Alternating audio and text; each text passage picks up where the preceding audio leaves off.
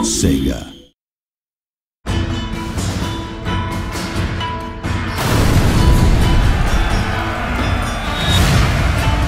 Set during the 19th century, The Fall of the Samurai offers a largely different gaming experience to the original Total War Shogun 2. It's full of explosives, pyrotechnics, it's got lots of fun new units like torpedo ships and Gatling guns. Ships explode left and right, get armor-penetrating shells. We have this huge clash between the modern and the traditional. Effectively, this is a war for the soul of Japan in the modern world.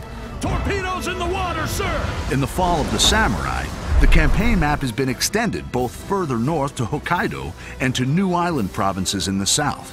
Ultimately, at the end of the Boshin War, the shogunate forces were chased by the imperial forces into Hokkaido, forming the Izo Republic, which was kind of the last stand of the shogunate forces. The campaign map has been reimagined to reflect the new time period, with steam railways making their first appearance in a Total War game. Developing a rail network allows swift movement of troops and agents. You know, if you've got a Gatling gun factory, say, in one province at the end of the railway line, you know, within a turn, you can get him right where he's needed at the front line. But be wary of enemies sabotaging or blockading your stations. My favourite agent, really, I think, is the foreign veteran agent. So that's kind of an American or British or French foreign veteran that you bring in to improve the recruitment of your troops, kind of drill your troops, train them more effectively. And they can also challenge other agents to single combat. Well, I will defend my honor. The American, British, and French nations play an important part in the struggle for victory. Japan was rich in natural resources and obviously trade opportunity. The Americans were very keen on tapping this potential. You know, a bunch of Americans turn up and say, you will trade with us, and back it up with some gunboats.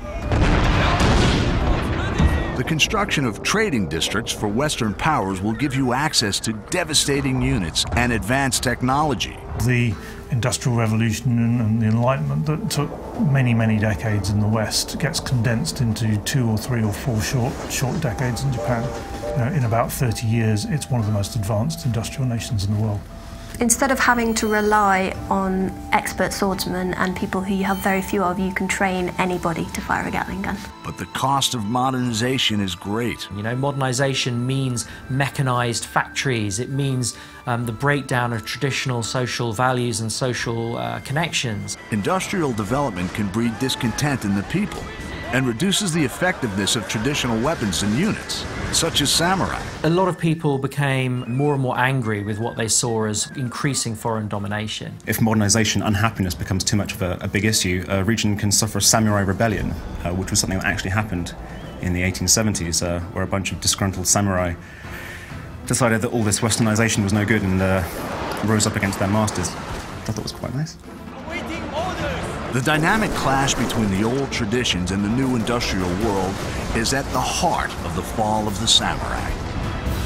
Like all Total War games, there's no wrong path to victory. Make your own choices, build your legacy, triumph, and dominate Japan.